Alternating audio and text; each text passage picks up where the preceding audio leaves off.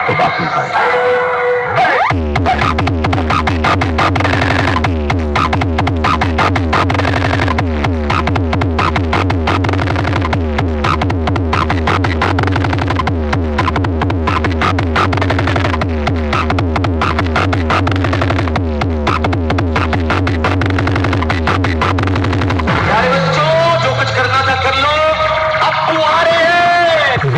music production কুন্ডা থেকে